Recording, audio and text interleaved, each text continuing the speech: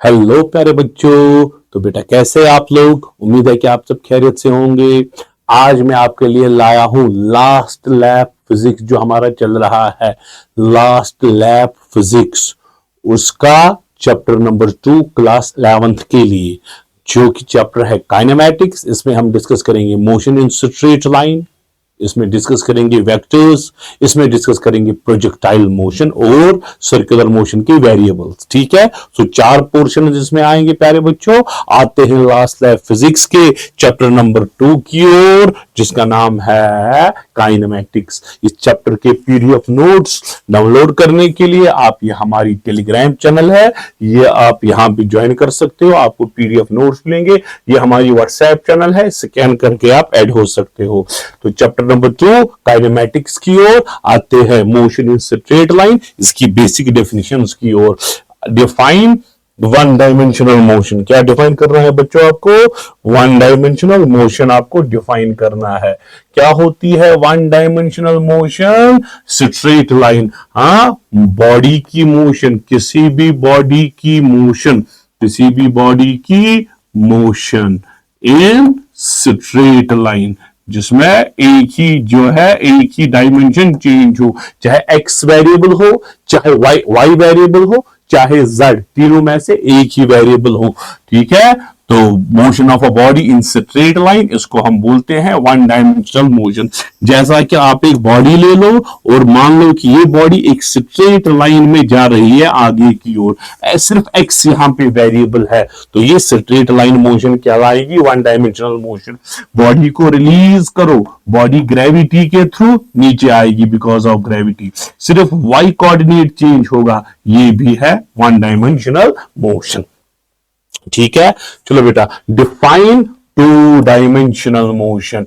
किसको बोलते हैं बच्चा लोग टू डायमेंशनल मोशन? किसको बोलते हैं टू डायमेंशनल मोशन?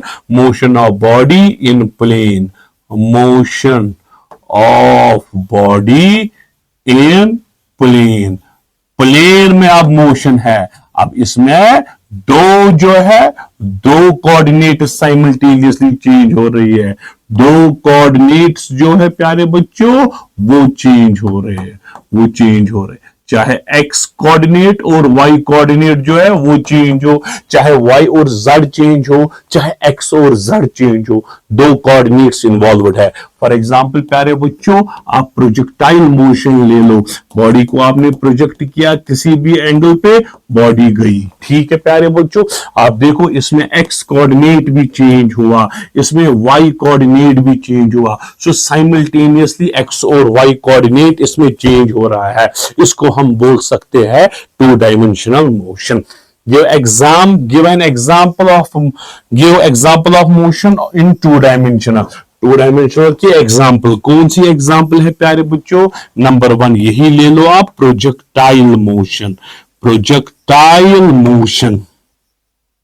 ठीक है बच्चों, ये हम मान सकते हैं ये है टू डायमेंशनल मोशन, ये हम मान सकते हैं ये टू डायमेंशनल मोशन है।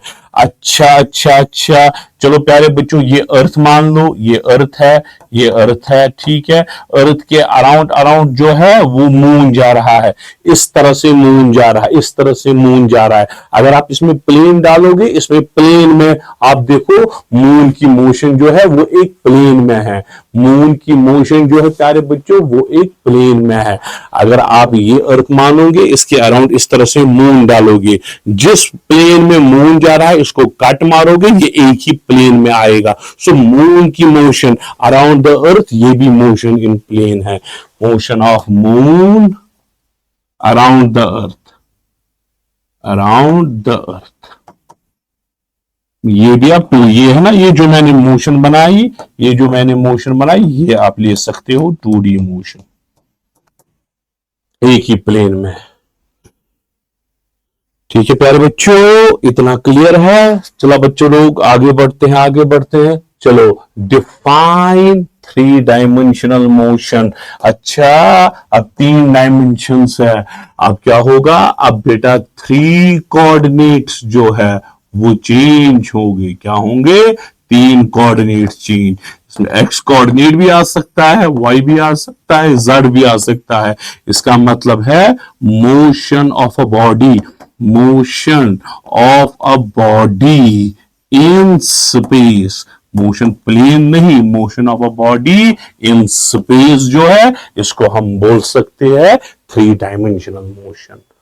ठीक है, तो 3D मोशन।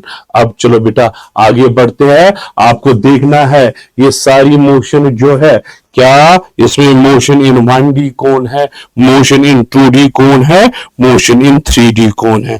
ठीक है, चलो बेटा, moving car on straight highway, एक हाईवे पे स्ट्रेट लाइन में एक कार आगे बढ़ रही है, तो ये कौन सी मोशन है बच्चों, ये वन डायमेंशनल मोशन है, ये वन डायमेंशनल मोशन है। Piece of paper flying in air, air में एक पीस ऑफ पेपर उड़ रहा है, उसमें एक्स भी चेंज होगा, वाई भी चेंज होगा, जेड भी चेंज होगा, तो ये थ्री डायमेंशनल मोशन है। And art crawling on large sphere, ये एक स्फीयर है, स्फीयर पे एक आंट जो है वो क्रॉल हो रही है इस तरह से, तो इसमें अगर ये प्लेन डालेंगे आंट की मोशन जो है इसी प्लेन में आएगी, तो ये मोशन इन 2D है, ये 2D है। Motion of earth revolving around the sun, अभी तो मैंने बोला अगर earth around the sun revolve होगा, अगर इसमें एक प्लेन डालोगे वो एक ही प्लेन को कट करके निकलेगा, ये भी 2D मोशन है। ठीक है, ये भी 2D मोशन है। चलो बेटा next, identify the type of motion, a carrom coin striking against side of board and not rebounding smoothly but hopping up and it rebounds back.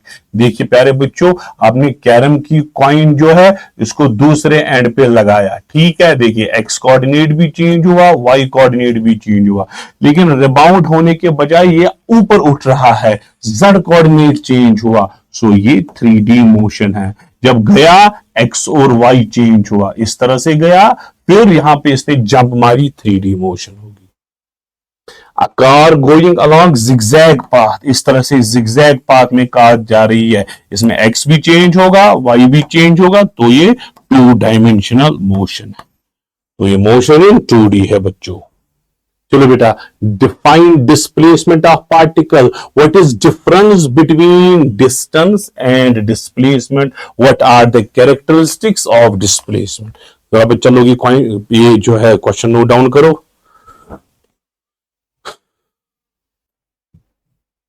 चलिए बच्चा लोग, डिफाइन डिस्प्लेसमेंट, आपको क्या डिफाइन करना है बच्चों, डिस्प्लेसमेंट। आप देखिए फॉर एग्जांपल ये एक पॉइंट है P, ये दूसरा पॉइंट है बच्चों Q, पार्टिकल जा रहा है यहां से यहां तक जाने का पाथ है, यहां से यहां तक दूसरी जाने का पाथ है, लेकिन ये जो एक्चुअल लेंथ ऑफ पाथ है, पाथ की एक्चुअल लेंथ है, ये डिस्टेंस कहलाती है। ये जो एक्चुअल लेंथ ऑफ पाथ है ये डिस्टेंस कहलाती है, लेकिन अगर आप डायरेक्टली शॉर्टेस्ट पाथ ज्वाइन करोगे फ्रॉम P टू Q, इसको क्या बोलेंगे, डिस्प्लेसमेंट। जो शॉर्टेस्ट लेंथ ऑफ पाथ है P से लेकर Q तक शॉर्टेस्ट लेंथ ऑफ पाथ, इसका नाम है डिस्प्लेसमेंट। शाबाश, क्या नाम है बच्चों, डिस्प्लेसमेंट। तो डिस्प्लेसमेंट है क्या, number 1, it is the shortest length of path, it is the shortest length of path from initial to final position,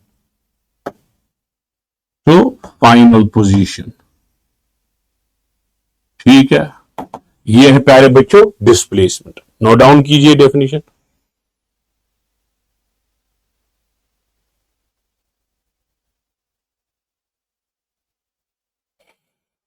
या इस तरह भी बोल सकते हैं फाइनल पोजीशन, अगर यहां से यहां तक फाइनल पोजीशन है, ये इनिशियल पोजीशन है, final position minus initial position displacement कहलाता है। अब बोल सकते हो change in position, change in position from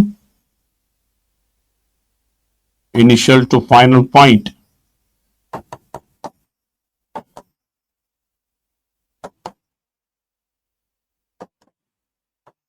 ये भी आप नोट डाउन कर सकते हो।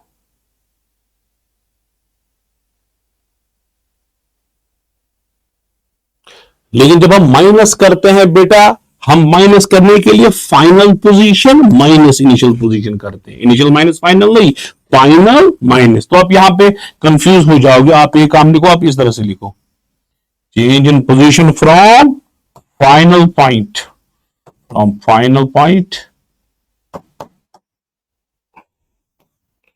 Simple definition, change in final position and initial position is called displacement। तो ये डेफिनेशन ज्यादा बेटर है। या shortest length of path, shortest length of path वो भी डिस्प्लेसमेंट।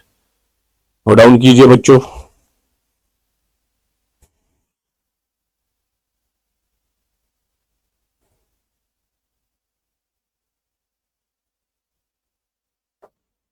अब इसके बाद इसमें क्या क्या था, what is difference between distance and displacement. Distance और डिस्प्लेसमेंट की डिफरेंस, मैं यहां पे इस तरह से लाइन डालूंगा।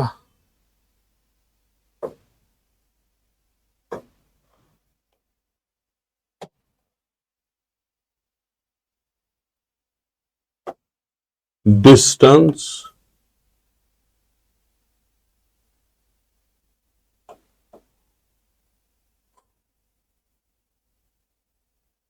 And displacement.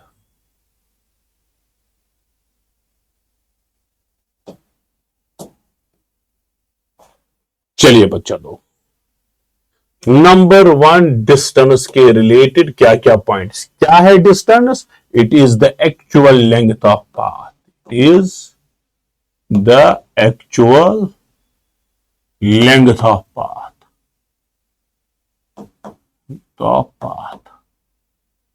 ठीक है प्यारे बच्चों, ये आई डिस्टेंस।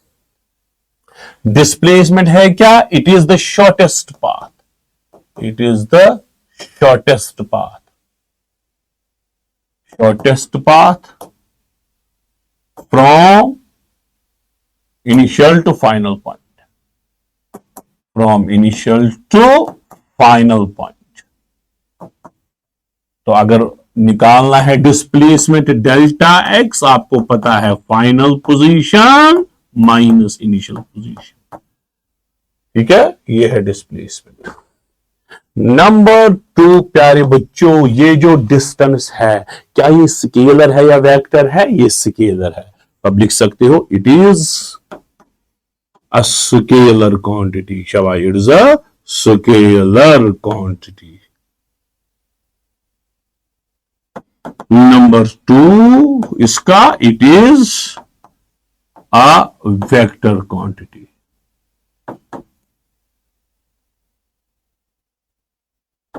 नोट डाउन कीजिए बच्चा लोग, नोट डाउन कीजिए।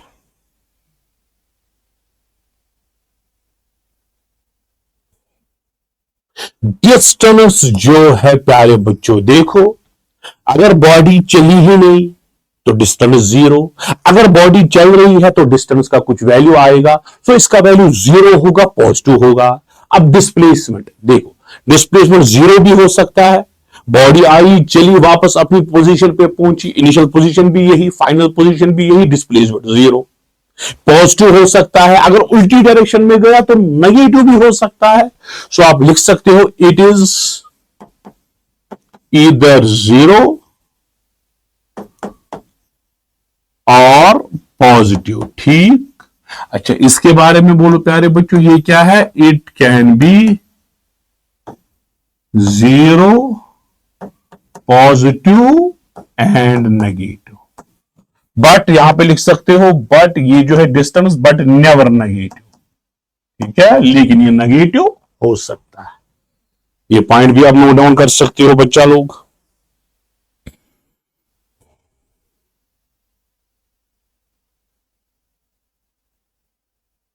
अब देखिए प्यारे बच्चों, आखिरी पॉइंट, डिस्ट फॉर एग्जाम्पल ये इनिशियल पॉइंट, ये फाइनल पॉइंट, क्योंकि ये एक्चुअल लेंथ है तो पाथ की शेप क्या है इस पे डिपेंड करेगा।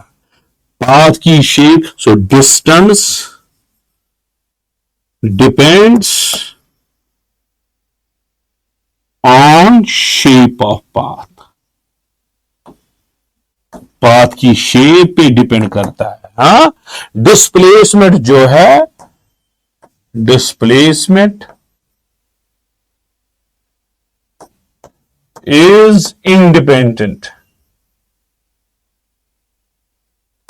of shape of path। ये सिर्फ डिपेंड्स करता है किस पे? Depends on initial point and final point पे डिपेंड करता है बस। पाथ की शेप कैसी है उस पे डिपेंड नहीं करता है, क्योंकि हमें final position minus initial position minus करना है, हमें डिस्प्लेसमेंट आएगा। नो डाउन कीजिए बच्चा लोग, मैं साइड में चल रहा हूं।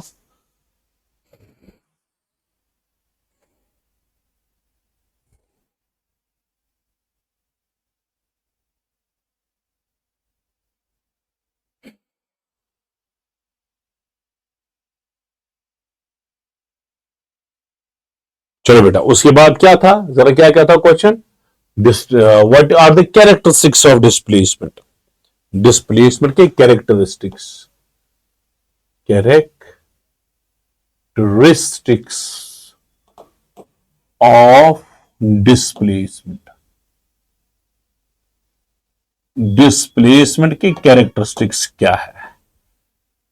नंबर 1, डिस्प्लेसमेंट का वही यूनिट है जो कि लेंथ का यूनिट। लेंथ का यूनिट मीटर, डिस्प्लेसमेंट का भी यूनिट मीटर, ऐसा unit. So number 1 characteristics, it has unit of length. Length का यूनिट है इसके पास। नंबर 2, क्या ये स्केलर है या vector? Vector. It is a vector quantity. It is a vector quantity. ठीक है बच्चों, इतना क्लियर? अच्छा, ये it can be positive, negative and zero. Zero भी हो सकता है, पॉजिटिव भी हो सकता है, नेगेटिव भी हो सकता है। बेटा ठीक, बेटा लोग ठीक। अच्छा, क्या ये पाथ की शेप पे डिपेंड करता है? No, it is independent. It is independent, it is independent of shape of path।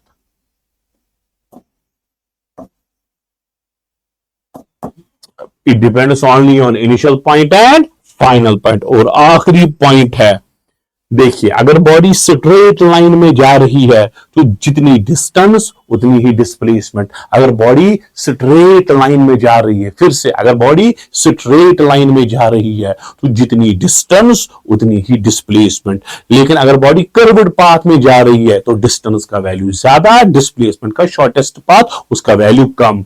सो आप लिख सकते हो डिस्टेंस जो है इट इज या तो ग्रेटर देन या तो इक्वल टू डिस्प्लेसमेंट होगा। ठीक है, ग्रेटर देन डिस्टेंस तो अक्सर ग्रेटर देन ही होता है, इक्वल टू भी हो सकता है, लेकिन इक्वल टू कब होगा? इक्वल टू कब होगा? जब बॉडी स्ट्रेट लाइन में जाएगी। तो ये थे कैरेक्टरिस्टिक्स ऑफ डिस्प्लेसमेंट।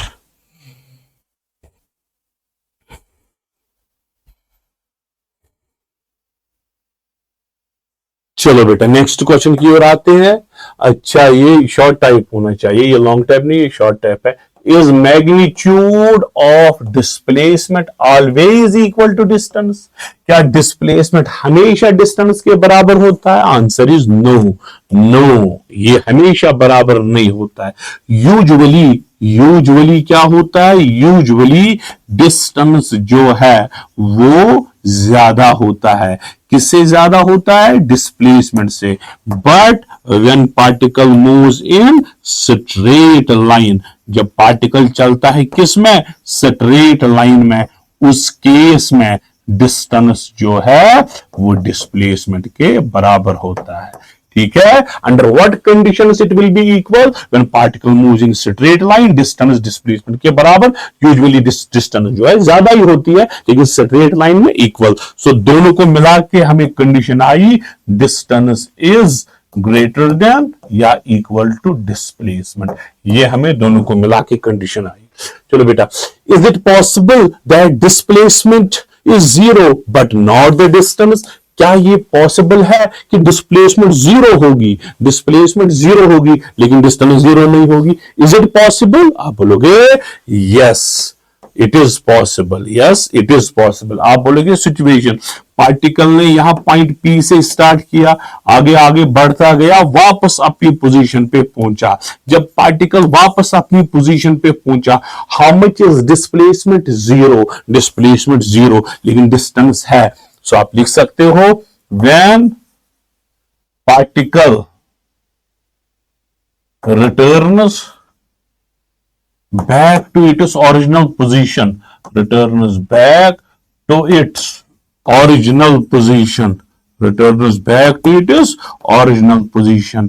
इस वाले केस में डिस्प्लेसमेंट जो है वो जीरो के बराबर, डिस्टेंस जो है उसका कुछ वैल्यू है, वो नॉन जीरो है।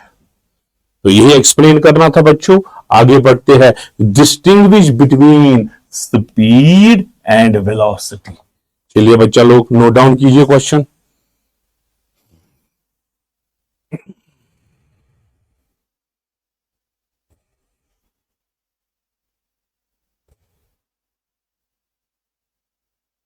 चलो प्यारे बच्चों, अच्छा स्पीड क्या होती है? स्पीड क्या होती है? The rate of change of, the rate of change of, the rate of change of distance with respect to time, with respect to time is called distance। the rate of change of distance with respect to time इसको हम बोलते हैं speed. क्या speed scalar है या vector है? Scalar है। इसका मैग्नीट्यूड है लेकिन इसकी कोई डायरेक्शन नहीं है। So it gives no information about direction, about direction. ठीक है, तो ये जीरो भी हो सकती है, पॉजिटिव भी हो सकती है, बट नॉट नेगेटिव, लेकिन नेगेटिव नहीं हो सकता बेटा स्पीड। अच्छा अब चलो बेटा वेलोसिटी की बात करो। बोलो प्यारे बच्चों वेलोसिटी की बात। ठीक, वेलोसिटी में क्या है? The rate of change of, the rate of change of displacement with respect to time is called velocity। ठीक है, अगर ये क्या ये डिस्प्लेसमेंट इसमें है, क्या ये स्केलर होगा या vector? It's a vector quantity. अगर ये वेक्टर है पॉजिटिव भी हो सकता है, नेगेटिव भी हो सकता है और जीरो भी हो सकता है। ठीक, अच्छा इट हैज पर्टिकुलर डायरेक्शन भी होगी इसकी, और उसकी वही डायरेक्शन, और उसकी वही डायरेक्शन जो चेंज इन डिस्प्लेसमेंट की डायरेक्शन, जो डिस्प्लेसमेंट की डायरेक्शन चेंज वही। नोट डाउन कीजिए ये points. Give us idea about direction। चलो बेटा नेक्स्ट क्वेश्चन बहुत आसान है, वो explain the difference between uniform velocity and variable velocity. क्या है यूनिफॉर्म वेलोसिटी? क्या है प्यारे बच्चों यूनिफॉर्म वेलोसिटी? यूनिफॉर्म वेलोसिटी किसको बोलते हैं? जब वेलोसिटी का मैग्नीट्यूड एंड डायरेक्शन जो है, जब वेलोसिटी का मैग्नीट्यूड एंड डायरेक्शन जो है, ठीक है, वो सेम रहे थ्रू आउट, वो यूनिफॉर्म रहे। जब वेलोसिटी का मैग्नीट्यूड और डायरेक्शन जो है वो यूनिफॉर्म रहे, उसी को हम बोलते हैं यूनिफॉर्म वेलोसिटी। या when body covers, when body covers, when body covers equal displacements, equal displacements in equal intervals of time. In equal intervals of time. For example प्यारे बच्चों, वेलोसिटी का वैल्यू है 2 मीटर पर सेकेंड आई कैप, ठीक। Change हुआ velocity का, फिर से आपने वैल्यू कैलकुलेट किया, फिर से 2i आया। वेलोसिटी का फिर से वैल्यू किया कैलकुलेट 2i, कुछ देर बाद फिर से वैल्यू किया कैलकुलेट 2i। आप देखिए मैग्नीट्यूड भी सेम और डायरेक्शन भी अलोंग एक्स एक्सिस, इसको हम बोलेंगे यूनिफॉर्म वेलोसिटी। और वेरिएबल वेलोसिटी क्या है प्यारे बच्चों? जब वेलोसिटी जो है या तो इसका मैग्नीट्यूड चेंज होगा, क्या होगा? मैग्नीट्यूड चेंज, या तो डायरेक्शन चेंज होगा, या तो डायरेक्शन चेंज होगा, या बोथ चेंज होगा, या both magnitude and direction change होगा, उसको हम बोलेंगे वेरिएबल वेलोसिटी। क्या बोलेंगे? Variable velocity. वेरी गुड प्यारे बच्चों, वेरी गुड। जरा या body covers equal displacements in unequal intervals of time, in unequal intervals, या unequal displacements in equal intervals. ठीक है, फॉर एग्जाम्पल 2i हुआ, अब बन गया 2j, फिर बन गया 2k। इसमें क्या हुआ? डायरेक्शन चेंज हुआ, वेरिएबल है। या बॉडी हुआ 3i, फिर हुआ 4i, फिर हुआ 7i। इसमें डायरेक्शन तो सेम रहा लेकिन मैग्नीट्यूड चेंज हुआ। ठीक है, सो ये बहुत आसान क्वेश्चन है, बहुत आसान क्वेश्चन, नोट डाउन कीजिए।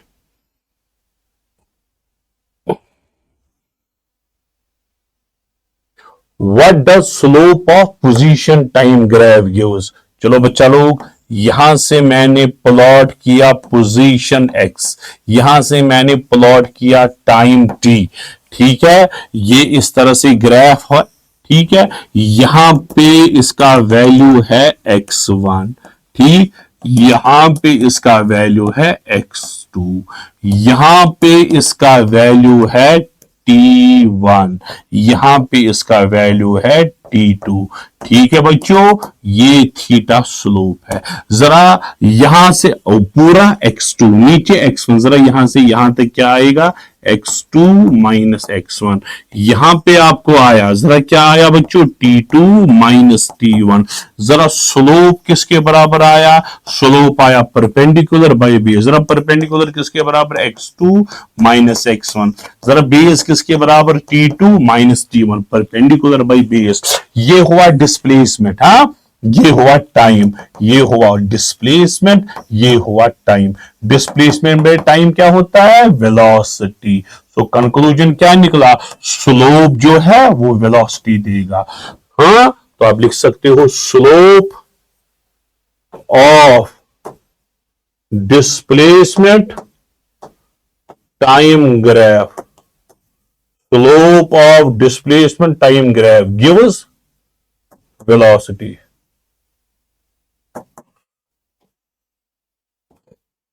चलो बेटा नेक्स्ट, क्या ना बॉडी भी सेट, क्या हम बोल सकते हैं बॉडी रेस्ट है और उसी टाइम मोशन में भी है?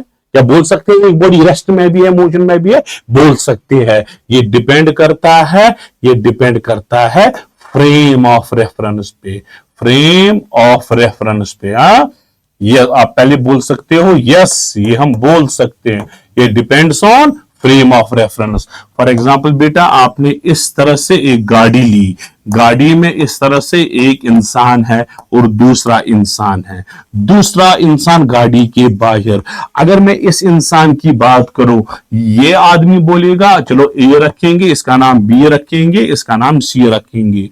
ए के लिए ए भी गाड़ी में है, बी भी गाड़ी में है।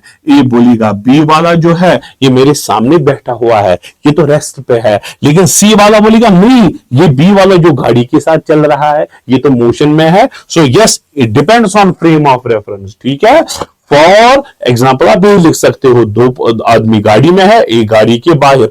इस आदमी के लिए जो गाड़ी में बैठा है, दूसरा आदमी जो गाड़ी में बैठा है वो रेस्ट में है, लेकिन दूसरे के लिए जो गाड़ी के बाहर बैठा है उसके लिए ये मोशन में है।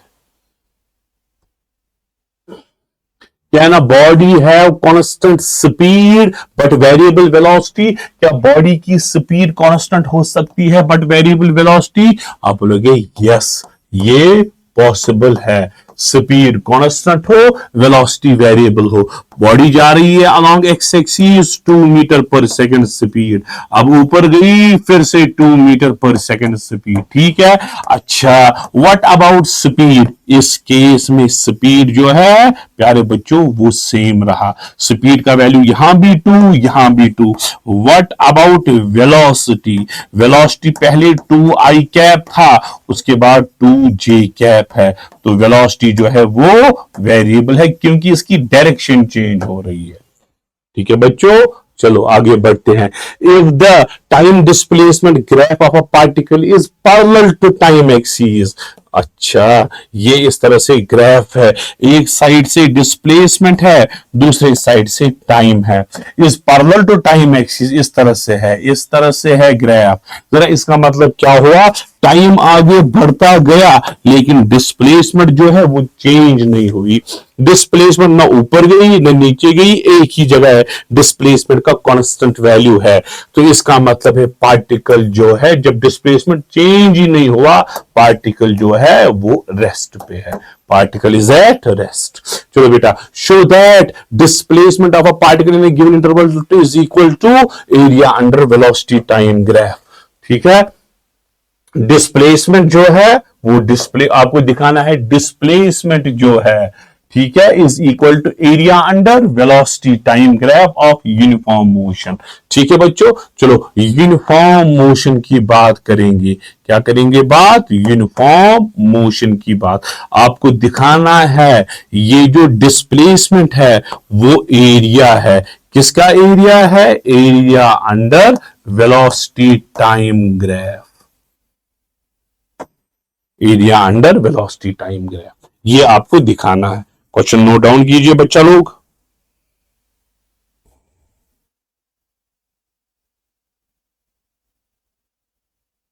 चलो बेटा, अच्छा वेलोसिटी किसके बराबर आपको पता होती है? वेलोसिटी होती है rate of change of displacement, यही होती है rate of change of displacement. ठीक है, तो ये वेलोसिटी है, ये डिस्प्लेसमेंट है। जरा क्रॉस करके बोलो डी एक्स किसके बराबर आएगा? वी डी टी के बराबर। ये है dx, ये है vdt। अच्छा, dx है स्मॉल इंटरवल ऑफ डिस्प्लेसमेंट। जरा dx को कैसे x बनाओगे? आप लिखोगे इंटीग्रेटिंग, इंटीग्रेटिंग बोथ साइड्स। आप बोलोगे इंटीग्रेशन ऑफ dx, आपको आएगा इंटीग्रेशन ऑफ vdt। ठीक है बच्चा लोग, यहां पे dx की इंटीग्रेशन x आएगी। इनिशियल लिमिट आप डालो x1, final limit x2, t1 का t1 t2, ठीक है, फ्रॉम x1 टू x2। ठीक है, अच्छा v यूनिफॉर्म है, बाहर आएगा। ठीक है, dt की इंटीग्रेट dt आएगा from t1 to t2। Upper limit minus lower limit, आपको आएगा v dt की इंटीग्रेशन t। ठीक है प्यारे बच्चों, अच्छा ये छोड़ो, आप छोड़ो, इंटीग्रेशन की जरूरत नहीं है, रखो आप ऐसे ही, ज्यादा आसान बन जाएगा। इंटीग्रेशन ऑफ v dt, चलो इंटीग्रेशन ऑफ v dt, ये ज्यादा आसान यहीं पे। इंटीग्रेशन जो है, अच्छा x2 माइनस x1 क्या है बच्चों? ये डिस्प्लेसमेंट है, ये डिस्प्लेसमेंट है। जरा डिस्प्लेसमेंट किसके बराबर? ये वेलोसिटी टाइम ग्राफ जो है उसका इंटीग्रेशन, इंटीग्रेशन मींस एरिया। तो डिस्प्लेसमेंट किसके बराबर है? एरिया अंडर वी टी करो, एरिया अंडर वी टी करो, एरिया अंडर वीटी करो। ठीक है, सो अगर हम ग्राफ बनाएंगे, एक साइड से वेलोसिटी प्लॉट, दूसरी साइड से टाइम प्लॉट, इस तरह का, तो उसका एरिया निकालेंगे, उसका एरिया निकालेंगे, आपको जो है ये आएगा, डिस्प्लेसमेंट मिलेगा। डिफाइन एक्सेलरेशन, एक्सेलरेशन डिफाइन करो। डिफाइन यूनिफॉर्मली एक्सेलरेटेड मोशन और non uniformly accelerated motion. So acceleration क्या होती है? एक्सेलरेशन, हाँ एक्सेलरेशन क्या होती है बच्चों? The rate of change of, the rate of change of velocity the rate of change of velocity with respect to time. Velocity का रेट ऑफ चेंज होना विद रेस्पेक्ट टू टाइम, उसी को हम बोलते हैं क्या? एक्सेलरेशन। ठीक है, ठीक है। अब ये जो है एक्सेलरेशन, आप बोल सकते हो अगर एवरेज निकालनी है delta x by delta T, ये है एवरेज एक्सेलरेशन। और अगर आपको इंस्टेंटेनियस एक्सेलरेशन, ये कि डेल्टा एक्स कहां से आएगा? Delta v, change in velocity per unit time. ठीक है, तो instantaneous d v by d t के बराबर। अब उसके बाद नंबर ए आपको आएगा यूनिफॉर्म एक्सेलरेशन। क्या आएगा बच्चों? Uniform acceleration. क्या होता है uniform acceleration? When velocity changes by equal amounts. When velocity changes by equal amounts,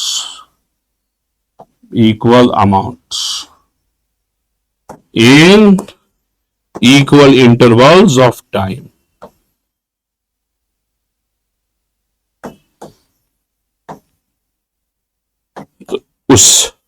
उसको बोलेंगे uniform acceleration. For example acceleration due to gravity का वैल्यू है 10 मीटर पर सेकंड स्क्वायर। अगर ये थ्रू आउट यही वैल्यू चेंज, एक्सेलरेशन का value रहा 10 metre per second square, यही रहा, चेंज नहीं हुआ, हम बोलेंगे यूनिफॉर्म एक्सेलरेशन है। हाँ, नॉन यूनिफॉर्म एक्सेलरेशन कब बोलते हैं? When velocity changes by equal amounts in unequal intervals of time. In unequal intervals of time. Or velocity changes by unequal intervals in equal intervals of time. यानी कि इसका value जो है वो change, पहले था 10 मीटर पर सेकंड स्क्वायर, कभी बन गया 8 मीटर पर सेकंड स्क्वायर, कभी बन गया 5 metre per second square. Value change हुआ या डायरेक्शन चेंज हुई या दोनों चेंज हुई, हम बोलेंगे ये क्या है? ये नॉन यूनिफॉर्म एक्सेलरेशन है। चलो बच्चा लोग आगे बढ़ते हैं। Can a body have acceleration but zero velocity? क्या ये पॉसिबल है? बॉडी के पास एक्सेलरेशन जो है वो है, लेकिन वेलोसिटी जो है जीरो है। Yes, it is possible. आप बोलोगे कहां पे लगा? Projectile motion. प्रोजेक्टाइल मोशन के टॉप मोस्ट पॉइंट पे, ठीक है, टॉप मोस्ट पॉइंट पे। अच्छा, वो अगर आपको कंपोनेंट्स में वो मुश्किल हो जाएगा समझना। चलो, बॉडी को करो प्रोजेक्ट वर्टिकली अपवर्ड्स, लगाया, जब बॉडी टॉप मोस्ट पॉइंट पे पहुंची, टॉप मोस्ट पॉइंट पे वेलोसिटी का वैल्यू जीरो, लेकिन एक्सेलरेशन नीचे की ओर है, वो है acceleration due to gravity, G होता है। So at top most point velocity is zero but acceleration is present. ठीक है, it is possible. Imagine if magnitude of average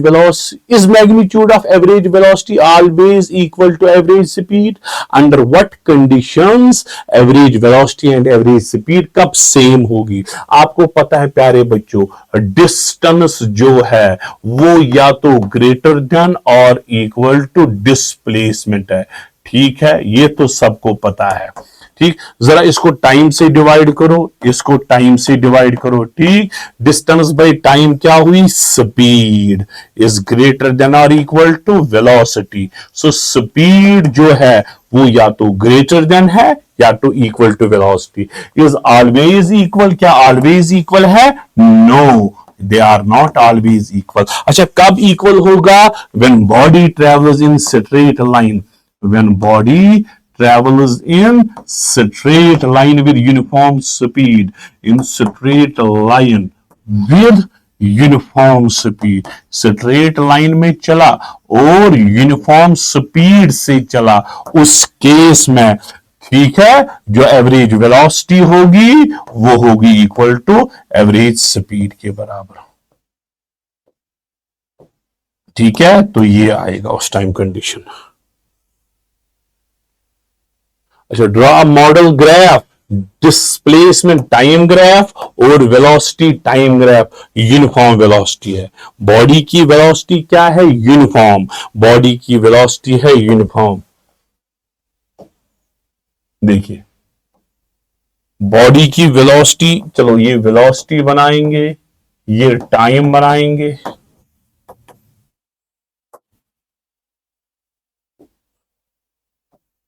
ये रहा प्यारे बच्चों वेलोसिटी, ये यूनिफॉर्म है। वेलोसिटी का वैल्यू थ्रू आउट सेम रहा, ये यूनिफॉर्म वेलोसिटी है। अच्छा अच्छा अच्छा अच्छा, यहां से डिस्प्लेसमेंट बनाएंगे और यहां से टाइम बनाएंगे। डिस्प्लेसमेंट टाइम ग्राफ जो होगा इस तरह से होगा, ठीक है, passing through hour straight line, passing through origin, यही आएगा ये।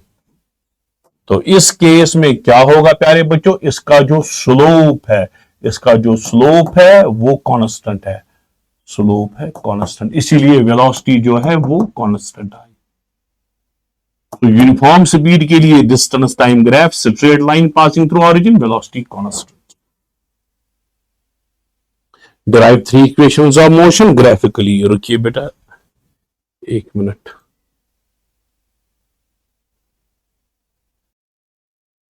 चलिए बच्चा लोग, तो पहली इक्वेशन जो है आपको पता है, that is v equal to u plus a t. ये आपको डिराइव करनी है ग्राफिकली लेके। चलो बच्चा लोग, तो ग्राफ बनाएंगे। ये रहा प्यारे बच्चों ग्राफ।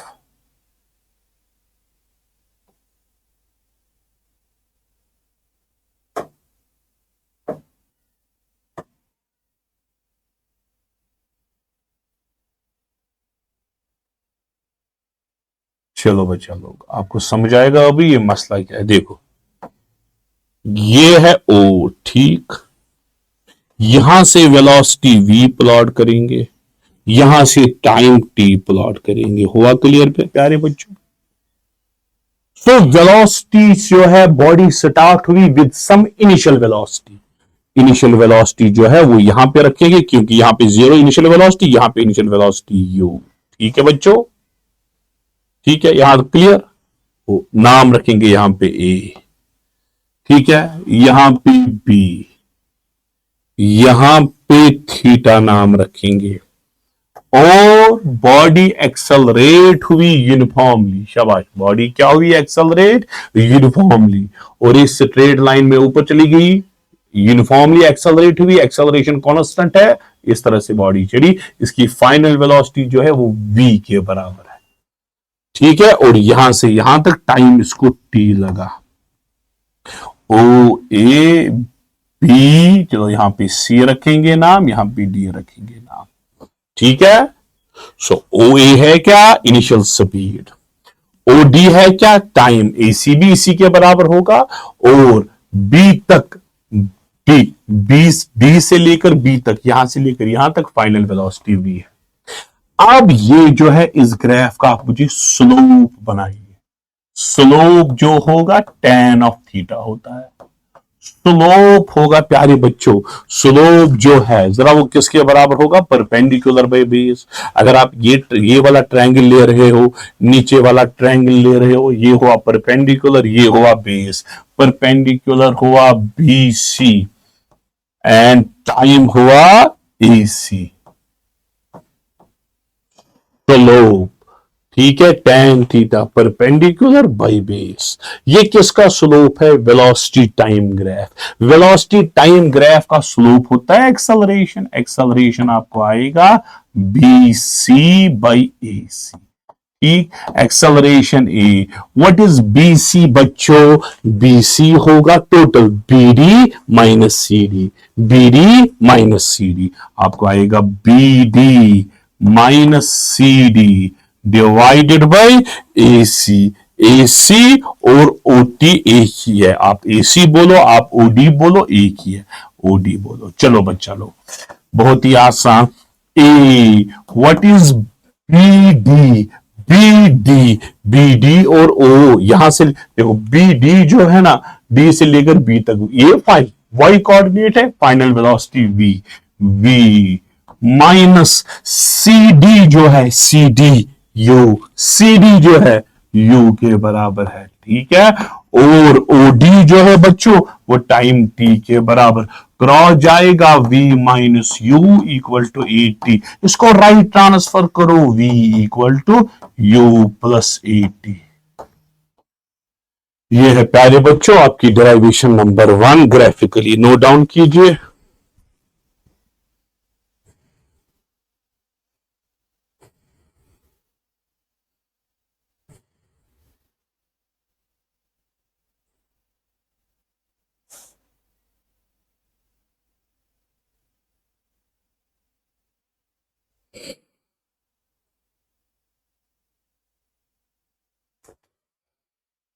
ठीक है, चलो बेटा आप दूसरी इक्वेशन डाउनलोड डिराइव करेंगे। दूसरी इक्वेशन है s is equal to u t plus half of a t. यह है प्यारे बच्चों दूसरी इक्वेशन। आप बोलो ये वेलोसिटी टाइम ग्राफ है, ये वेलोसिटी टाइम ग्राफ है। अगर हम इसका स्लोप निकालेंगे एक्सेलरेशन मिला, अगर हम इसका एरिया निकालेंगे वेलोसिटी टाइम ग्राफ का एरिया, आपको क्या मिलेगा? वेलोसिटी टाइम ग्राफ का एरिया जो है, वेलोसिटी टाइम ग्राफ का एरिया जो है, वेलोसिटी टाइम ग्राफ का वो आपको डिस्प्लेसमेंट देगा। सो हम वही निकालेंगे। हाँ, आप लगाओगे area under velocity time graph gives displacement।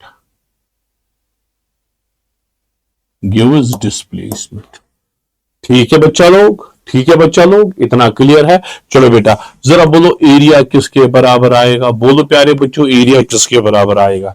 Area आपको ये सारा एरिया आएगा, उसमें आप देखो नीचे वाला एरिया और ऊपर वाला एरिया या पूरा ट्रेपीजियम, नीचे वाला रेक्टेंगल ऊपर वाला ट्रायंगल या पूरा आप ट्रेपीजियम बोल सकते हो। आप बोलोगे area equal to area of trapezium, area of trapezium. ठीक है, यही एरिया क्या है? Displacement s, half of sum of parallel side. एक पैरेलल साइड ओ ए है, दूसरा पैरेलल साइड डी बी है। ओ ए दूसरा D B, O A plus D B into perpendicular distance O D है, perpendicular distance OD है। ठीक है प्यारे बच्चों, s is equal to half of, जरा ओ ए किसके बराबर? ओ ए है इनिशियल वेलोसिटी u के बराबर प्लस db है, db फाइनल वेलोसिटी v के बराबर इंटू ओडी है परपेंडिकुलर डिस्टेंस t के बराबर।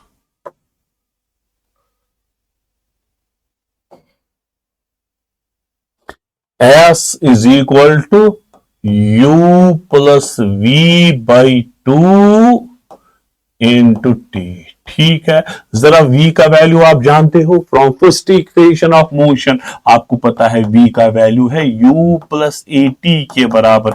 ये सब्स्टिट्यूट कर सकते हैं, s आपको आएगा u प्लस v के बदले आप u प्लस ए टी लिख सकते हो डिवाइडेड बाई 2 इंटू टी। ठीक है, s is equal to 2u plus a t by 2 whole multiplied by t. चलो बेटा s इज इक्वल टू, देखो 2 के साथ मल्टीपल, ये इसको अलग डिवाइड हो, आपको आएगा ut, यह है 2ut by 2 plus a t square by 2। So s is equal to ut plus half of a t square. यही तो है आपकी सेकेंड इक्वेशन ऑफ मोशन।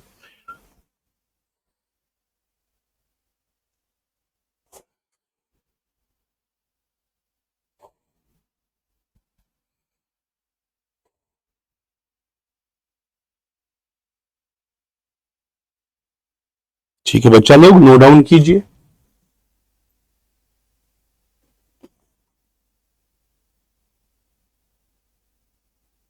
चलो बेटा अब नजर रखना थर्ड इक्वेशन ऑफ मोशन, हुआ तो आप जानते ही हो थर्ड इक्वेशन ऑफ मोशन क्या है?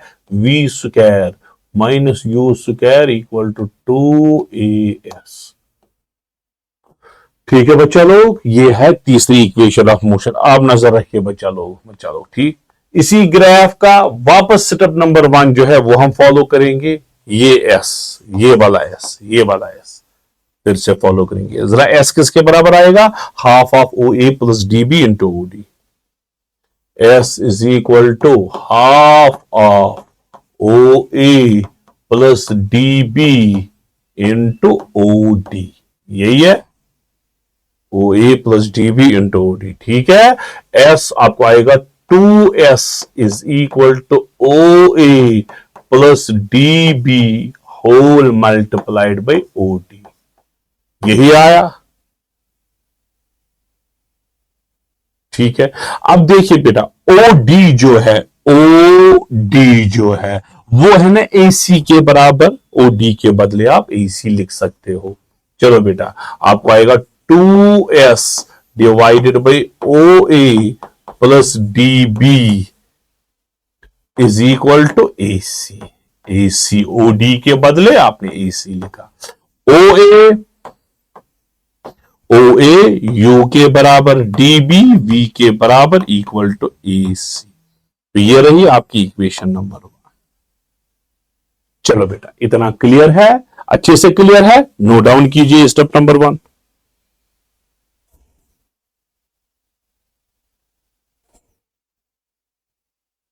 चलो बेटा, अब देखिए, अब दूसरा स्टेप, इसका नाम रखेंगे इक्वेशन नंबर 1। ठीक है, अब स्लोप निकालिए उस वाले ट्रायंगल का स्लोप।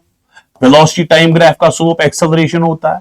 आपको पता है प्यारे बच्चों, एक्सेलरेशन किसके बराबर आएगा? स्लोप आएगा परपेंडिकुलर बाई बेस। परपेंडिकुलर है BC by AC, BC by AC, BC by AC।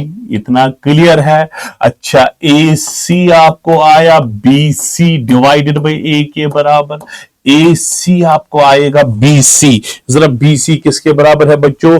BC किसके बराबर है? DB minus DC, DB minus DC, DB minus DC, DB minus DC divided by A। AC आपको आएगा V minus U divided by A। ये आपको आया AC। ये equation number 2। बच्चा लोग इतना क्लियर है? ये इक्वेशन 1, ये 2। अगर आप देखोगे ये भी AC, ये भी AC, दोनों को हम इक्वेट करेंगे। हाँ, इक्वेटिंग 1 and 2। सो हमने पहले स्लोप निकाला, हमने एरिया निकाला, दोनों से AC का वैल्यू कैलकुलेट किया, दोनों इक्वेट किए। Simple procedure. आपको आएगा बच्चों 2s divided by u plus v is equal to v minus u divided by e। दोनों को ये कॉमन जाएगा, क्रॉस जाएगा, 2as आपको आएगा v minus u into cross में v प्लस u। यही आया बच्चों। आपको आएगा v plus u, v minus u और v square minus u square equal to 2as। That is your final answer. ये तीसरी इक्वेशन ऑफ मोशन थी। सो हमने तीनों इक्वेशंस ऑफ मोशन को प्रूव किया ग्राफिकली। ठीक है, तो ये कौन सा क्वेश्चन है? What are the limitations of dimension analysis? वो तो छोड़ो। तो अब नेक्स्ट पार्ट जो है ये वेक्टर पार्ट है। क्या पार्ट है बच्चों? Vector part. एक चलिए बच्चा लोग आते हैं वेक्टर्स की ओर। Define scalar and vector quantities, give example. अच्छा, किन क्वांटिटीज को बोलते हैं स्केलर क्वांटिटीज? ठीक, ऐसी क्वांटिटीज जिनके पास मैग्नीट्यूड है, जिनके पास मैग्नीट्यूड है लेकिन डायरेक्शन नहीं है। नो डायरेक्शन, यूजुअली तो ऐसा ही लिखता है। और जब ये ऐड होते हैं या सब्ट्रैक्ट होते हैं, we have to follow simple algebra. Simple mathematics follow करना है, उनको हम बोलते हैं स्केलर। स्केलर्स के पास मैग्नीट्यूड जो है होता है, डायरेक्शन जो है यूजुअली नहीं होती है। हाँ, एक्सेप्शन है करंट के पास डायरेक्शन भी है लेकिन फिर भी वो स्केलर है। वो एक्सेप्शन की बात मैं नहीं कर रहा हूं, मैं जनरल की बात। इनके पास डायरेक्शन नहीं है और जब भी ऐड या सब्ट्रैक्ट होते हैं तो सिंपल ऑर्डिनरी मैथमेटिक्स फॉलो करते हैं। जैसा कि डिस्टेंस स्केलर है, स्पीड जो है वो स्केलर है, वर्क डन जो है वो स्केलर है, पावर जो है वो स्केलर है। And so on. अब रही बात वेक्टर्स की, किनकी? वेक्टर्स की। क्या है वेक्टर्स? ऐसी क्वांटिटीज जिनके पास मैग्नीट्यूड है, इनके पास डायरेक्शन भी है, लेकिन मैग्नीट्यूड डायरेक्शन होने के बावजूद एक और कंडीशन सेटिस्फाई होनी चाहिए। जब भी ये ऐड होते हैं, सब्ट्रैक्ट होते हैं या मल्टीप्लाई होते हैं, we have to use vector laws. Vector laws of addition जो है वो फॉलो करते हैं, जैसा कि वेलोसिटी है, जैसा कि एक्सेलरेशन है, जैसा कि फोर्स है और अदर क्वांटिटीज। ठीक है, तो ये रही प्यारे बच्चों vector quantity. Define unit vector. किस वेक्टर को यूनिट वेक्टर बोला जाता है? यूनिट वेक्टर ऐसा वेक्टर है जिसका मैग्नीट्यूड जो है वो यूनिटी के बराबर, यूनिटी मतलब है 1 के बराबर, और इसकी डायरेक्शन जो है वो वही है जो गिवन वेक्टर की डायरेक्शन हो। गिवन वेक्टर की जो डायरेक्शन है वही यूनिट वेक्टर की भी डायरेक्शन है। जैसा कि फॉर एग्जांपल आप बोलोगे एक वेक्टर है ए, ठीक, वेक्टर है ए, इसका मैग्नीट्यूड जो है वो मैग्नीट्यूड ऑफ ए के बराबर। इसका यूनिट वेक्टर किसके बराबर होगा? यूनिट वेक्टर होता है vector divided by its magnitude. Vector by its magnitude ये कहलाता है यूनिट वेक्टर। ठीक है बच्चा लोग, चलो, what is the result of multiplying a vector with a real positive number? अगर कोई वेक्टर ए है, अगर हमने इसको किसी रियल नंबर n से मल्टीपल किया, अगर हमने इसको n है कोई रियल नंबर, इससे मल्टीपल किया तो ये बन जाएगा n टाइम्स a। ये अब बन गया एक दूसरा वेक्टर बन गया। ठीक है, ये एक वेक्टर बन गया जिसका मैग्नीट्यूड जो है वो n टाइम्स जो है ए वेक्टर के बराबर है।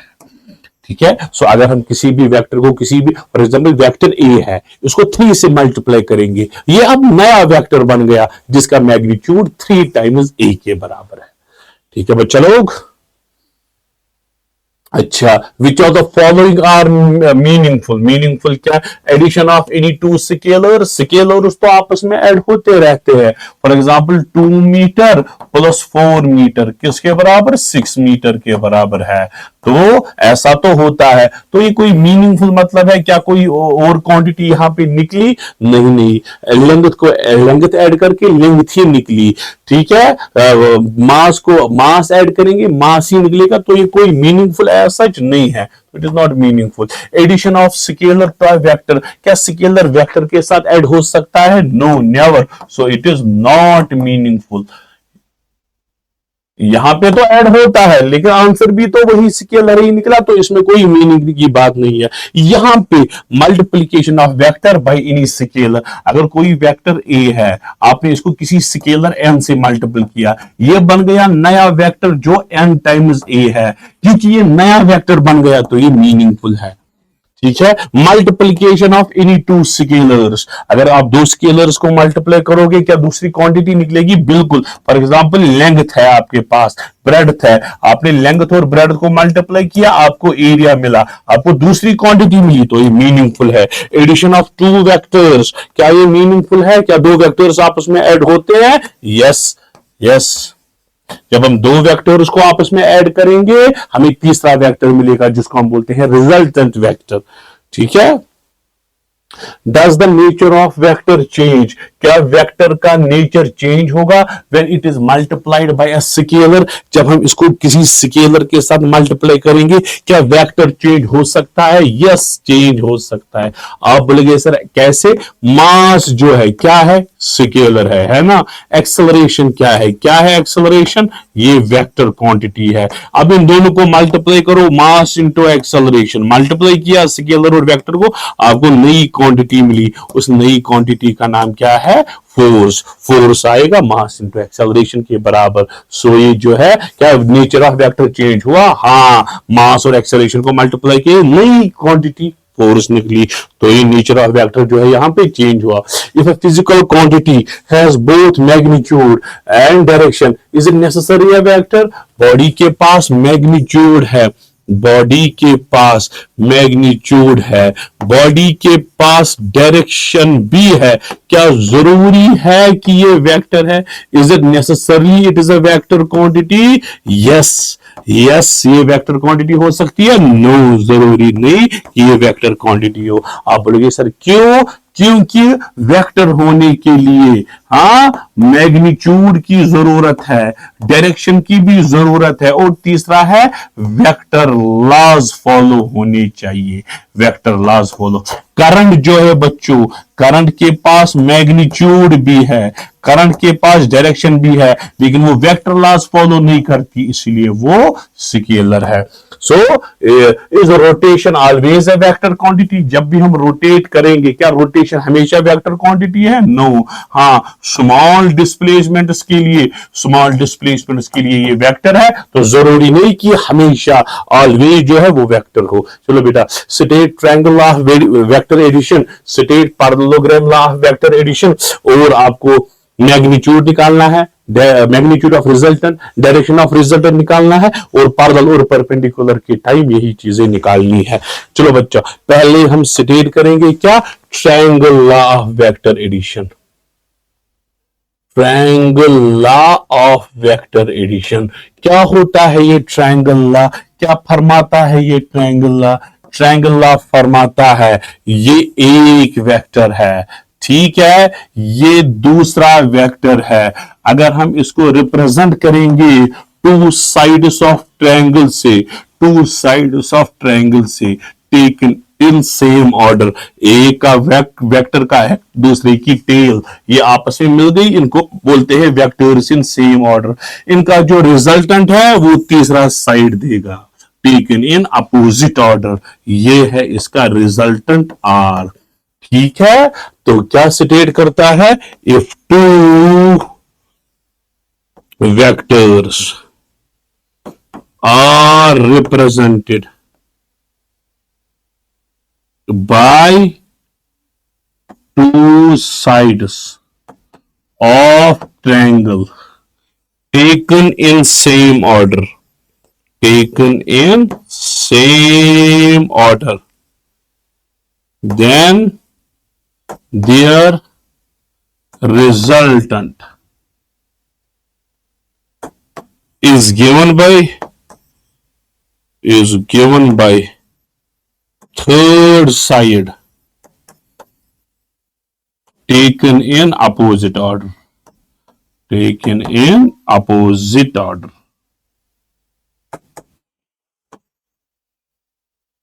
ठीक है, आप लिख सकते हो R equal to A plus B। इसका मतलब ये नहीं ए और बी को ऐड करके आर मिलेगा, नहीं, इसका मतलब है R is the resultant of vector A and vector B. A और बी सेम ऑर्डर में है, आर जो है अपोजिट ऑर्डर में। ये हुआ ट्रायंगल लॉ। अब इसके बाद आएंगे हम पैरेललोग्राम लॉ पे। शाबाश, कहां पे आएंगे बच्चों? पैरेललोग्राम लॉ पे। देखो बच्चों, ये है एक साइड ऑफ पैरेललोग्राम, ये है प्यारे बच्चों भाई, ये है दूसरा side of parallelogram, adjacent sides of parallelogram. ठीक है बच्चों, इनका जो रिजल्टेंट है वो डायगोनल ऑफ पैरेललोग्राम देगा, वो डायगोनल ऑफ पैरेललोग्राम देगा। ठीक है, इसी को हम बोलते हैं क्या? Parallelogram law of vector addition. इसको देखिए बच्चा लोग, ये अगर वेक्टर ए है, ये अगर वेक्टर बी है, इनके बीच में एंगल थीटा है बड़ा, तो ये डायगोनल जो है ये देगा रिजल्टेंट। तो आप लिखोगे if two adjacent sides of parallelogram represent two vectors, then in magnitude and direction, then मैं शॉर्ट में लिख रहा हूं, then their resultant is given by diagonal of parallelogram passing to these two sides, passing in between two sides, in between two sides। आप लिख सकते हो इसको R equal to A plus B, ये भी आप लिख सकते हो, कोई बड़ा इशू नहीं है। अब हमें इन्हीं की मदद से मैग्नीट्यूड ऑफ रिजल्टेंट और डायरेक्शन ऑफ रिजल्टेंट निकालना है बच्चों। बच्चों बच्चों आगे आगे, यहां एक वेक्टर, यहां पे दूसरा वेक्टर, ठीक है बच्चों। यहां हम आगे बढ़ेंगे, ये इसको मैंने आगे चलाया थोड़ा, तो यहां से मैंने इसको नीचे गिराया, यहां से, ठीक।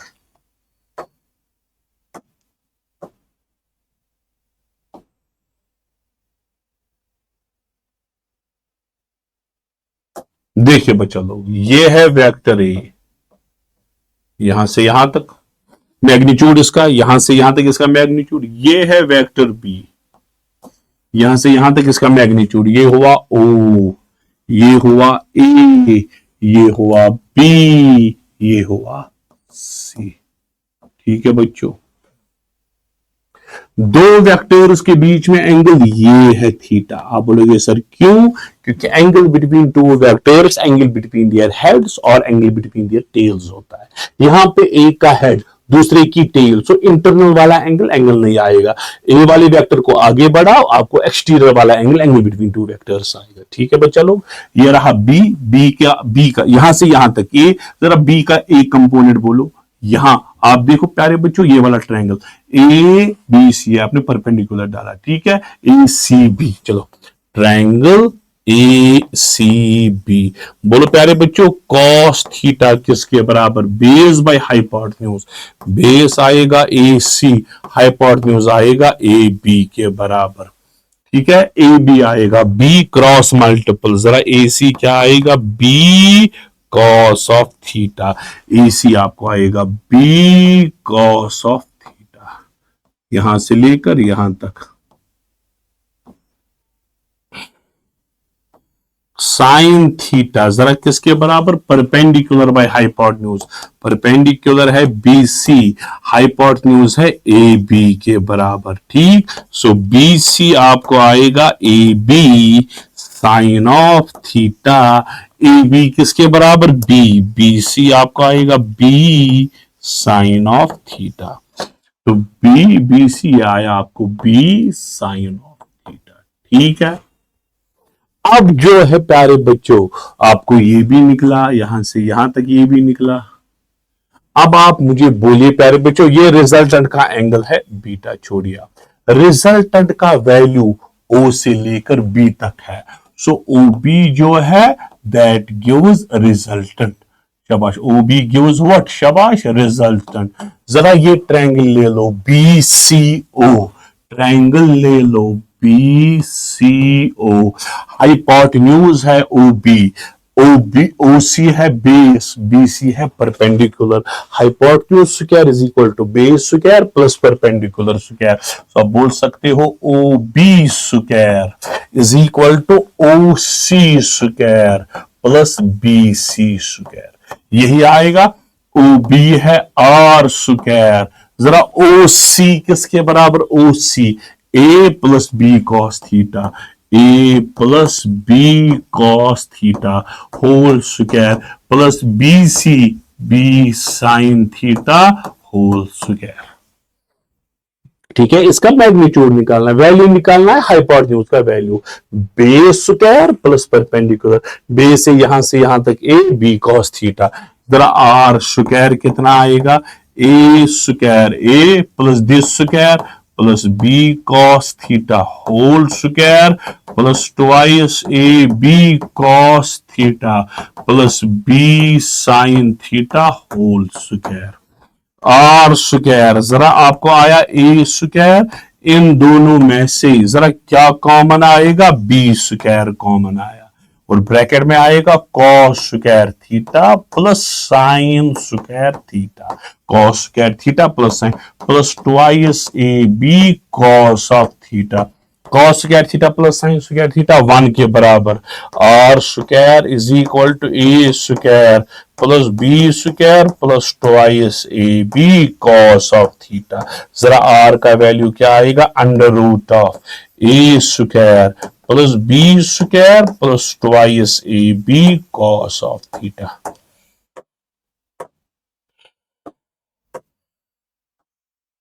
ये रहा प्यारे बच्चों मैग्नीट्यूड ऑफ रिजल्टेंट, ये रिजल्टेंट का मैग्नीट्यूड। अगर आपको रिजल्टेंट की डायरेक्शन भी निकालनी है, आप tan ऑफ बीटा का वैल्यू निकालिए, आप निकालिए tan ऑफ बीटा का वैल्यू, वो किसके बराबर आएगा, परपेंडिकुलर बाय बेस, परपेंडिकुलर होगा b sine theta, b sine of theta, जरा बेस क्या हुआ, a plus b cos of theta.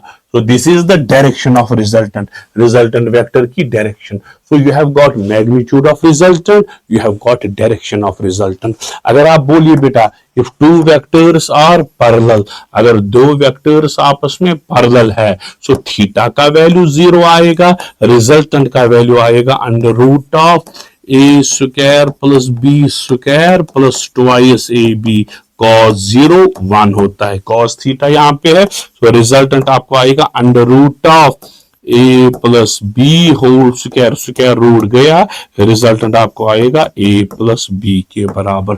अगर दो वेक्टर्स आपस में परपेंडिकुलर, थीटा का वैल्यू 90, रिजल्टेंट आएगा under root of a square plus b square plus 0, क्योंकि cos 90 0, सो रिजल्टेंट आपको आएगा under root of a square plus b square. चलो बच्चा लोग, next explain scalar product of two vectors, mention its two property. अगर एक vector है बच्चा लोग ए, दूसरा वेक्टर है बी, ठीक है, अगर आपको स्केलर या डॉट प्रोडक्ट वो इस तरह से रिप्रेजेंट किया जाता है ए डॉट बी, वो आएगा मैग्नीट्यूड ऑफ ए, वो आएगा मैग्नीट्यूड ऑफ बी, वो आएगा cos theta. What is theta, what is theta, angle between two vectors, ये हुआ ए, ये हुआ बी, इनके बीच में एंगल थीटा, तो so it is magnitude of a, magnitude of b and cosine of angle between two vectors, इसको हम बोलते हैं dot product of two vectors, ठीक है। सो ए का मैग्नीट्यूड निकालो, बी का मैग्नीट्यूड निकालो और थीटा निकालो। What is theta, angle between, smallest angle between two vectors, इसको यहां पे मल्टीप्लाई करो, ठीक है प्यारे बच्चों, इतना क्लियर है, इसको हम बोलते हैं स्केलर प्रोडक्ट। अब इसकी प्रॉपर्टीज नजर, इसका आप नो डाउन कीजिए, मैं प्रॉपर्टीज लिखवाऊंगा इसकी, नो डाउन कीजिए बच्चा लोग।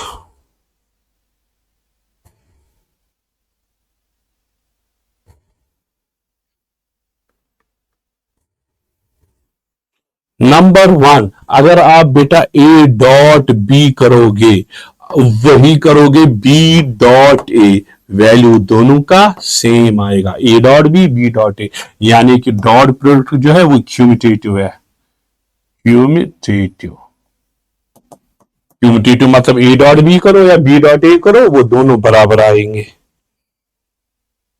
नंबर 2 है डिस्ट्रीब्यूटिव, नंबर 2 है distributive, A dot B plus C, जरा किसके बराबर आएगा, वो आएगा ए dot B plus A dot C, इसको इसके साथ इसको बोलते हैं सीधे ना, जिस तरह से मल्टीपल करते हैं, इसको बोलते हैं डिस्ट्रीब्यूटिव, डिस्ट्रीब्यूटिव। तो डॉट प्रोडक्ट जो है क्यूमिटेटिव है, डिस्ट्रीब्यूटिव है, दो प्रॉपर्टीज है। फिर से यही क्वेश्चन आया, चलो बेटा अब तीसरा आएगा मोशन इन प्लेन, इसमें आएगा प्रोजेक्टाइल मोशन। नजर, चलो बेटा आते हैं प्रोजेक्टाइल मोशन की ओर। तो व्हाट इज प्रोजेक्टाइल, प्रोजेक्टाइल है क्या, अगर हमने किसी भी बॉडी को थ्रो किया इन एयर, बॉडी को थ्रो किया इन एयर, हवा में चलाया और ये मूव होता है, और ये मूव होता है अंडर ग्रेविटी, और ये मूव होता है अंडर एक्शन ऑफ ग्रेविटी, इसी को हम बोलते हैं प्रोजेक्टाइल। किसी भी बॉडी को आपने हवा में चलाया, अंडर एक्शन ऑफ ग्रेविटी ये चल गया, उसको हम बोलेंगे projectile. What is meant by trajectory? आपने प्रोजेक्टाइल को चलाया, प्रोजेक्टाइल का जो पाथ है, प्रोजेक्टाइल का जो पाथ है इसको बोलते हैं trajectory. So what is trajectory? Path followed by projectile, path followed by projectile, इसी को हम बोलते हैं बच्चों क्या? Trajectory. At what point of trajectory does the projectile have minimum speed? आपने बॉडी को चलाया, इस तरह से प्रोजेक्ट हुई, किस पॉइंट पे इसकी स्पीड सबसे कम होगी? वो आपको पता है, टॉप मोस्ट पॉइंट पे। टॉप मोस्ट पॉइंट की स्पीड जो है वो सबसे कम यानी कि मिनिमम आएगी। When a projectile is projected at an angle with horizontal, then which components of velocity remain constant throughout? जैसे हम प्रोजेक्टाइल को बच्चा लोग चलाते हैं, यू से चलाया, ये थीटा रहा, जरा यहां से क्या आया? यू कॉस थीटा, जरा यहां से क्या आया बच्चों? U sine of theta. आए दो कंपोनेंट्स, जरा प्यारे बच्चों बोलो, u sine theta vertical component gravity की वजह से चेंज होता रहता है, u cos theta horizontal component में कोई एक्सेलरेशन नहीं है, सो ये कंपोनेंट जो है कांस्टेंट रहेगा। So you cos theta component जो है ये रहा क्या? कांस्टेंट रहा, कांस्टेंट थ्रू आउट रहा, कांस्टेंट थ्रू आउट रहा यही कंपोनेंट। हॉरिजॉन्टल कंपोनेंट आप लिख सकते हो, हॉरिजॉन्टल कंपोनेंट या यू कॉस थीटा कंपोनेंट जो है ये कांस्टेंट थ्रू आउट रहता है। चलो बच्चा लोग, मैंने projectile is what is a projectile? Projectile की डेफिनेशन क्या है? अभी तो मैंने लिखवाई, डिटरमाइन इट इज ट्रेजेक्टरी निकालो। अच्छा, time of flight, maximum height, horizontal range when it is projected at an angle theta. चलो बच्चों, डेरिवेशंस की ओर आना है, डेरिवेशंस की ओर आना है। चलो चलो बच्चा लोग, ये आप मानिए ये है प्रोजेक्टाइल, ये है बच्चों प्रोजेक्टाइल, ये है प्रोजेक्टाइल, ये है प्रोजेक्टाइल को ये क्या हुआ? ये हमने इस तरह से प्रोजेक्टाइल को चलाया with velocity equal to u, with velocity equal to u. ठीक है, अब इसके दो कंपोनेंट्स होंगे, जरा कौन? U cos theta along x axis, और यहां से होगा u sin theta initial component along y axis. तो प्रोजेक्टाइल ऊपर जाती रहेगी, जाती रहेगी, जाती रहेगी टॉप मोस्ट पॉइंट पे, तो फिर नीचे जाएगी ये। सो इसने जो हॉरिजॉन्टल डिस्टेंस यहां से यहां तक कवर की, इसको बोलेंगे हॉरिजॉन्टल रेंज। क्या बोलेंगे? Horizontal range. वर्टिकल डिस्टेंस जो इसने नीचे से ऊपर तक मारी, इसको बोलेंगे मैक्सिमम हाइट, मैक्सिमम हाइट। ठीक है, इसको बोलेंगे मैक्सिमम हाइट, इसको बोलेंगे एच मैक्स। ठीक है बच्चा लोग, अब देखिए प्यारे बच्चों, वेलोसिटी ऑफ प्रोजेक्टाइल u जो है, इसके दो कंपोनेंट्स है, u cos theta along x axis और u sin theta along y axis.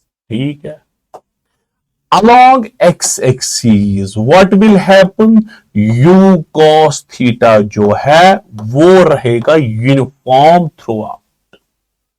Initial point से लेकर फाइनल पॉइंट की बात करो, इनिशियल यहां से x कंपोनेंट जो है वो कभी चेंज, यहां भी u cos थीटा, आगे आगे जितना भी आप आगे बढ़ोगे u cos थीटा कंपोनेंट कभी चेंज नहीं होगा। हाँ, u sin थीटा कंपोनेंट है, ग्रेविटी की वजह से चेंज होता रहेगा। ठीक है, u cos थीटा, हाँ अलोंग y एक्सिस जो है, ठीक है। सो इनिशियल वेलोसिटी होगी u साइन ऑफ थीटा है इनिशियल वेलोसिटी, एक्सेलरेशन है माइनस g के बराबर acting downward along y axis. सो फाइनल वेलोसिटी चेंज होती रहेगी। सो ये है हमारा concept, along x axis velocity uniform, along y axis जो है प्यारे बच्चों ये चेंज हो जाएगा ग्रेविटी की वजह से। अब हम लेंगे प्यारे बच्चों, अब देखिए हम निकालेंगे नंबर 1, हम निकालेंगे टाइम ऑफ फ्लाइट की बात। Time of flight. Time of flight में दो टाइम आएंगे, एक टाइम आएगा टाइम ऑफ एसेंट, दूसरा टाइम आएगा टाइम ऑफ डिसेंट। यहां से यहां तक time of ascent small t, time of descent small t, total time जो है ट्वाइस टी के बराबर, टोटल टाइम जो है ट्वाइस टी के बराबर। अब स्मॉल टी निकालने के लिए आप वाई एक्सीज ले लो, क्या ले लो, Y axes. What is initial velocity, वो है u साइन ऑफ थीटा, ये है initial velocity. What is final velocity, zero, क्योंकि जब बॉडी टॉप मोस्ट पॉइंट पे पहुंचेगी, इसको मैं बना के रखूंगा टॉप मोस्ट पॉइंट पे, इसको सिर्फ horizontal component of velocity u cos theta है, u sin थीटा जीरो बन चुका होगा। ठीक है बच्चा लोग, ठीक है। So final velocity is zero. So और एक्सेलरेशन है माइनस जी के बराबर अलोंग वाई एक्सिस। तो आप फॉर्मूला लगाओगे v is equal to u plus a t, final velocity zero, u है बराबर u sine of theta, acceleration minus g t, जरा क्रॉस करो, जी टी आपको आएगा u साइन ऑफ थीटा के बराबर, टी आपको आएगा u sine theta divided by G. ये रहा प्यारे बच्चों आपका टाइम ऑफ एसेंट। इतना ही टाइम ऑफ डिसेंट भी होगा। सो टाइम ऑफ फ्लाइट जो है वो आपको आएगा ट्वाइस स्मॉल टी का value u sine theta divided by G के बराबर। ये आपने निकाला बच्चों टाइम ऑफ फ्लाइट। अब आप निकाल सकते हो मैक्सिमम हाइट। अब निकालेंगे मैक्सिमम हाइट। चलो बेटा सेकंड निकालेंगे मैक्सिमम हाइट। वेरी गुड बच्चों, मैक्सिमम हाइट। मैक्सिमम हाइट तक V square minus you square equal to 2as। Y axes ले लो प्यारे बच्चों, along Y axes top most point पे final velocity zero square, initial velocity u sine of theta उसका square, है ना। ये है along Y axis equal to 2 acceleration minus g और s जो है मैक्सिमम हाइट के बराबर, माइनस माइनस के साथ गया, h आपको आएगा u square sign square theta divided by twice g।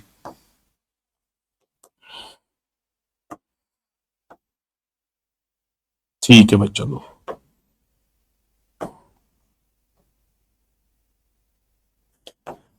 चलो बेटा अब तीसरा आएगा हॉरिजॉन्टल रेंज। हॉरिजॉन्टल रेंज लगाओ along x axis. Along x axis आपको तीन इक्वेशंस लगाने की जरूरत नहीं, क्योंकि मोशन यूनिफॉर्म है। जब मोशन यूनिफॉर्म होगी हमारे पास सिंपल फॉर्मूला है, speed is equal to displacement divided by time.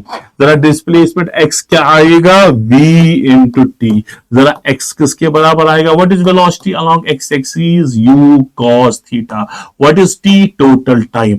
जरा डिस्टेंस x जो है अलोंग x एक्सिस वही रेंज है, आपको आएगा u cos theta into time. Time आपने निकाला ना पहले ही, जरा वो क्या आया, 2u sign theta divided by g के बराबर। सो रेंज आपको आया प्यारे बच्चों, ठीक है, u हुआ u स्क्वायर, फिर ब्रैकेट में twice sine theta cos theta divided by g। Twice sine theta cos theta, sine 2 theta कहलाता है u square sine 2 theta divided by g।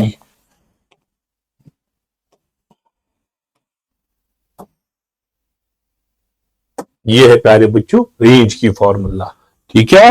और इक्वेशन ऑफ ट्रेजेक्टरी भी लिखा था इसमें। चलो बेटा इक्वेशन ऑफ ट्रेजेक्टरी भी लिखा था अलोंग एक्स एक्सिस। चलो बच्चों अलोंग एक्स एक्सिस, ठीक है। What is velocity throughout, it is u cos theta, u cos theta displacement divided by time, ठीक है। सो टाइम कितना आएगा, x divided by u cos of theta. जरा along y axis, जरा क्या आएगा y axis, y is equal to u sine theta t, s is equal to u t plus half of a t square plus half of acceleration minus g t square. So y आपको आएगा बच्चों u sine theta t minus half of g t square. जरा t का value यहां से लाओ, आपको आएगा y is equal to u sine of theta. जरा टी के बदले क्या लिखोगे, x by u cos theta minus half of g, t के बदले x by u cos theta whole square. So u के साथ गया, y आपको आएगा x, sine by cos is tan of theta minus half of g x square by u square cos square theta. ये प्यारे बच्चों आपका y कंपोनेंट रहा, x tan theta minus half of g x square by u square cos square theta. चलो यही equation of trajectory है। अब uniform circular motion के कुछ वेरिएबल्स है। चलो बेटा एंगुलर डिस्प्लेसमेंट आपको डिफाइन करना है। एंगुलर डिस्प्लेसमेंट, एंगुलर स्पीड और angular acceleration in case of circular motion. How are linear velocity and linear accelerated related to angular speed and angular acceleration. तो ये चीजें आपको निकालनी है। चलो एक मिनट बेटा, एक मिनट यहां मैं पहले देखूंगा। चलो बच्चों लोग पहले हम निकालेंगे एंगुलर डिस्प्लेसमेंट। एंगुलर डिस्प्लेसमेंट किसको बोलते हैं? चलो बेटा आप सर्कल ले लो, ये सर्कल है। चलो बेटा सेंटर पे यहां पार्टिकल ने स्टार्ट की जर्नी ए, गया ए से लेकर बी तक, ठीक है। इस पार्टिकल ने कितना एंगल सबटेंड किया एट सेंटर, यहां से यहां तक कितना एंगल सबटेंड किया है, उसको बोलेंगे angular displacement. What is angular displacement? It is angle subtended by particle at centre. इसको हम बोलेंगे क्या? Angular displacement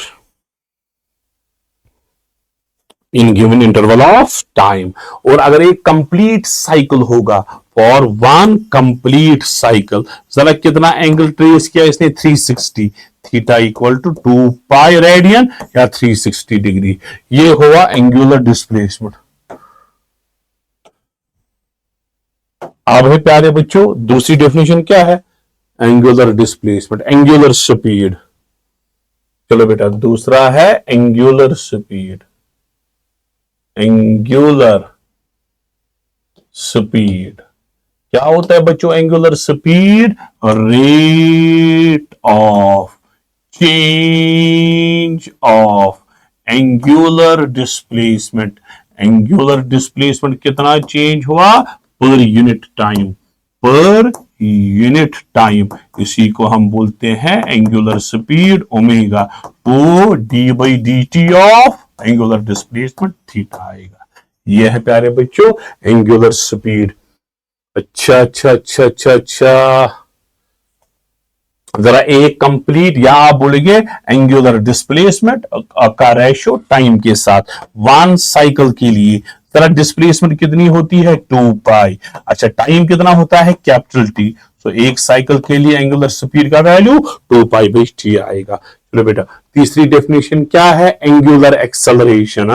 angular acceleration, angular acceleration, angular acceleration किसको बोलते हैं बच्चों? Angular acceleration the rate of change of angular velocity per unit time is called angular acceleration alpha। वो आपको आएगा d ओमेगा बाई dt के बराबर। ये रहा प्यारे बच्चों 3 टर्म्स। आप इनकी रिलेशन निकालनी है। चलो बच्चा लोग करो, सर्कल की ही बात करो जरा। ये बहुत आसान है, ये बहुत आसान है इनकी डेरिवेशंस। आप मान लो प्यारे बच्चों यहां से यहां तक, ठीक, एंगुलर डिस्प्लेसमेंट जो है थीटा है और ये जो है रेडियस जो है r है, और ये लीनियर डिस्प्लेसमेंट जो है x है, हम स्मॉल डिस्प्लेसमेंट मानेंगे। आपको पता है एंगल होता है बराबर लेंथ ऑफ आर्क में radius of arc, so theta आपको आएगा x डिवाइडेड बाई r के बराबर, क्रॉस करके x आपको आएगा r थीटा के बराबर। ये है प्यारे बच्चों, ठीक, ये है लीनियर डिस्प्लेसमेंट और एंगुलर डिस्प्लेसमेंट की आपस में रिलेशनशिप मैग्नीट्यूड में, नंबर ए। अब हम डिफरेंशिएट करेंगे बोथ साइड्स, आपको आएगा d by d t of x equal to d by d t of r theta, ठीक। लेफ्ट साइड से आएगा d x by d t, ठीक बच्चों, रेडियस कांस्टेंट बाहर d theta by d t. अच्छा, differentiation of linear displacement, linear velocity v कहलाता है, r तो r, एंगल का differentiation omega, so v is equal to omega r। अगर vector form में लिखना है v is equal to omega cross r के बदले इस तरह भी आप वेक्टर फॉर्म में लिख सकते हो, सीएलआर फॉर्म में simply v is equal to r omega आप लिख सकते हो। ठीक है बच्चा लोग, इतना क्लियर है? बहुत आसान, बहुत आसान। अब लीनियर एक्सेलरेशन और एंगुलर एक्सेलरेशन की रिलेशन देखेंगे। चलो बेटा, अच्छा, एक्सेलरेशन ए तीसरा होता है बराबर differentiation of velocity dv by d होता है, ठीक है। ये है linear acceleration a, d by d t of v है लीनियर वेलोसिटी। अभी तो पढ़ा आपने v is equal to r omega, substitute करो यहां जरा, ए किसके बराबर आएगा, d by d t of v के बदले आर ओमेगा लिखोगी, ए आपको आएगा आर कांस्टेंट बाहर d omega by d t. अच्छा, differentiation of angular velocity gives angular acceleration, so a आपको आएगा, इसके बदले अल्फा लिखोगे, यहां पे आर लिखोगे। ये है relation, linear acceleration angular acceleration की रिलेशन। अगर वेक्टर फॉर्म में लिखना है तो क्रॉस लिखो, a is equal to alpha cross r, बहुत आसान। चलो बच्चा लो, अच्छा, क्या ना बॉडी है कांस्टेंट वेलोसिटी वेरिएबल स्पीड, क्या ना बॉडी है वेलोसिटी कांस्टेंट है, वेलोसिटी कांस्टेंट है लेकिन स्पीड जो है वो वेरिएबल है, ये तो पॉसिबल नहीं है। No, it is not possible. क्यों? क्योंकि अगर स्पीड वेरिएबल हुई, स्पीड वेरिएबल होना तभी हो सकता है जब स्पीड का मैग्नीट्यूड चेंज हुआ। जब मैग्नीट्यूड चेंज हुआ तो वेलोसिटी जो है वो जरूर और जरूर चेंज होगी, वेलोसिटी जरूर चेंज होगी। ठीक है बच्चों, ये था question.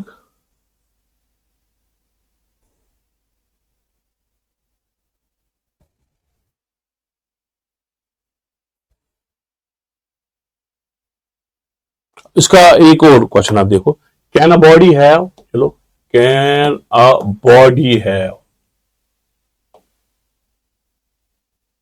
Uniform speed but variable velocity? क्या ये पॉसिबल है? Variable velocity speed constant. चलो, यूनिफॉर्म सर्कुलर मोशन की बात करो बच्चों, यूनिफॉर्म सर्कुलर मोशन की बात करो, velocity given by tangent, velocity given by tangent, velocity given by tangent, velocity given by tangent. ठीक है, सो वेलोसिटी जो है ये क्या है, वेरिएबल है। क्यों है वेरिएबल बच्चों? क्यों है वेरिएबल? क्यों है वेरिएबल? डायरेक्शन चेंज हुआ। अच्छा, व्हाट अबाउट स्पीड? यहां भी 2 मीटर पर सेकेंड, यहां भी 2 मीटर पर सेकेंड, सो यहां पे स्पीड जो है वो क्या है बच्चों, यूनिफॉर्म। तो यूनिफॉर्म सर्कुलर मोशन में ये पॉसिबल है। ठीक है बच्चा लोग, तो यहां तक काइनेमैटिक्स के सिर्फ मैंने वो क्वेश्चन डिस्कस किए जो बोर्ड एग्जाम में आते हैं। तो यही तक हमारा चैप्टर था, kinematics chapter number 2 board exam के लिए। लास्ट लैब फिजिक्स कंक्लूड हुआ। तीसरा चैप्टर मैं आपके लिए लाऊंगा, that is laws of motion, वो नेक्स्ट वीडियो में देखेंगे। तब तक के लिए अल्लाह हाफिज।